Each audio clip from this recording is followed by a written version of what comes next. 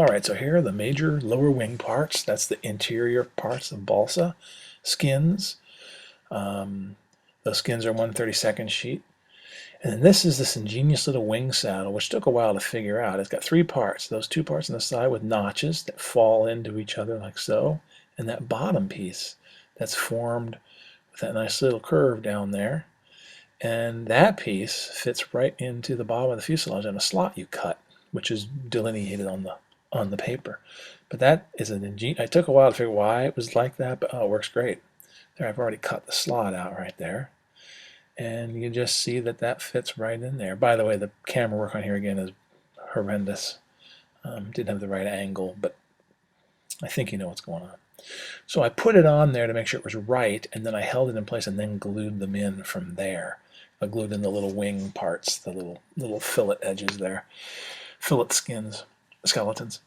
And now here's the old bottom wing. I drew a line where the center is, not making a bend immediately, but I am taking the part that's going to be for the top and putting a little bit of a curve into it. So you roll it from the back side. That's got a small curve. There's a tiny little rib that goes there, and I'm putting on the bottom. And you can see that you know, it's very tiny, but surprisingly it works really well. A little bit of glue on it, and then I go ahead and put it at that wing root section. It's going to give you a nice positive place to put the wing up against that little wing saddle that you are going to be building. Make sure you get off the excess glue, let it go. Now my little balsa interior here is sanded a little bit. And the top wing will show you that we have put on little riblets. This one we didn't, and I kind of wish I had. So this is not quite what the plans tell you. This is just this piece of balsa here, but nothing else.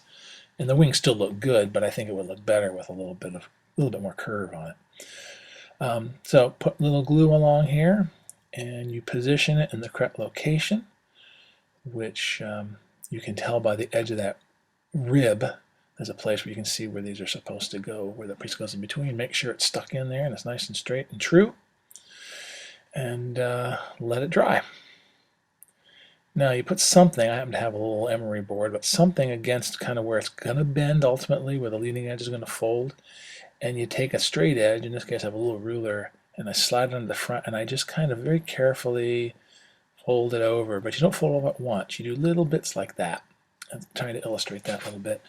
Don't just fold it over flat, because you'll leave crimps and it'll be bad. Let the paper sort of get sort of tricked into going the direction you want.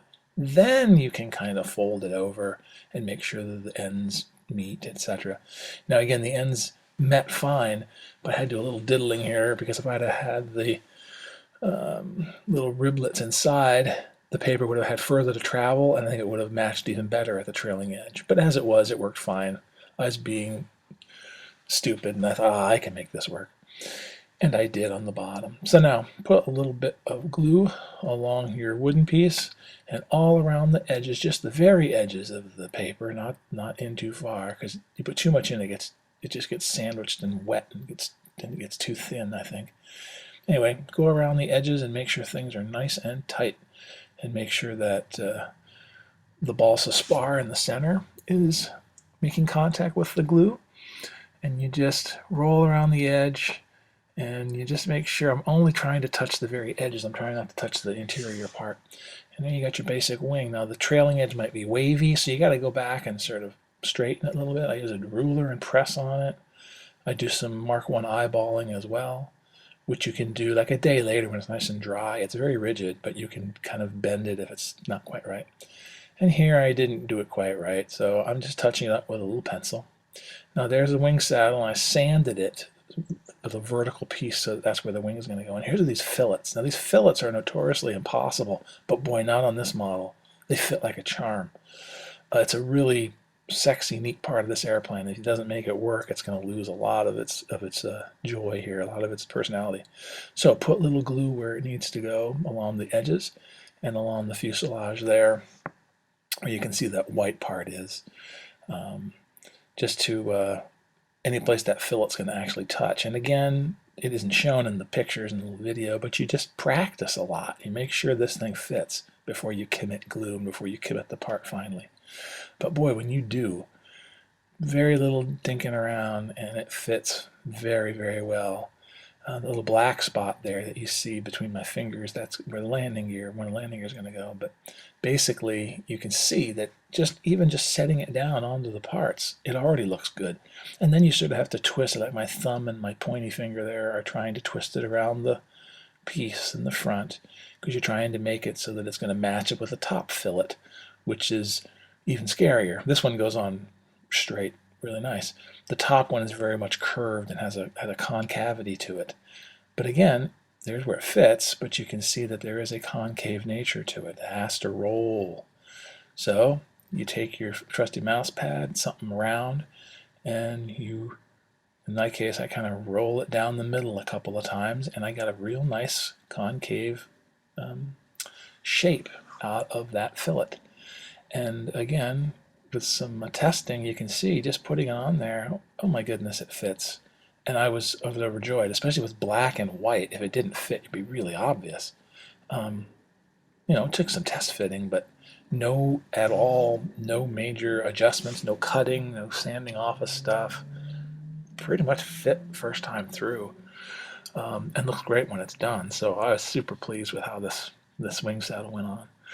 So again, test fitting, adding a little glue where it needs to go, add a little bit of glue on the edge of the fillet itself where it's going to touch the fuselage, and you put it in there. I make sure I get every place where it looks like it's going to touch and need to have a little support, and there's the edge that goes up against the fuselage. Now you put that piece up there, and you just really carefully drop it down, and you just start kind of squeezing it with your fingers and making sure that it's making contact. And as you do that, you can kind of roll it around edges and things, and you'll find that you can get all, look at that white disappeared in the trailing edge there, just beautifully. And the front end also ends up all disappearing. I take some tweezers and kind of squeeze things together. Oh yeah, like right here, just to sort of on the parts that are stubborn, just to make sure you don't crush anything, but you got to put them together. But a few little moments of that, and a little squeeze with my thumb there, maybe a little recoloring here and there, but goodness, that is amazing that looks as good as it does. And maybe it's because it's the black paper, I don't know, but man, I was so pleased. Look at that wing's going to fit right up there and look so cool against that black. That lozenge fabric and the black looks so neat together. So that was, a very joyful situation. Unbelievable that it worked out that well. Again, well-designed kit. Very well-designed kit. Super pleased. So here's the plans, and these are that's where that lower piece goes in, and you can see it goes right up against that edge. And those pieces I'm pointing out are pieces of wire that are supposed to be in. They're supposed to be made in there, and I actually ended up making them, but here's what they look like, right? And they tell you to make 2 of those, and that's supposed to go into that gull shape under the fuselage. But I think I was supposed to put it in before I put everything together, and I didn't do that. I didn't even think about it. So I'm trying at a loss here. How this is going to go in and look good? I don't know. See, that's my I don't know expression. So I really wasn't sure what to do. And you've got to be strong. So I came up with an idea. I like to eat. Yeah, that's my idea. I like to eat. And what I did was I ended up taking a little piece of tomato sauce can, cutting it with some clippers, some tin snips, and that's bendy.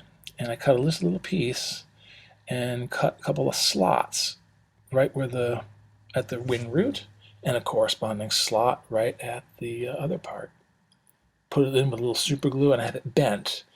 You can bend it so that it will come out looking at the correct dihedral, the correct gull. But the beauty is, if it isn't perfect, it is bendable, so you can kind of play around with it. So here I am test fitting it into its corresponding slot, and it fits like a charm.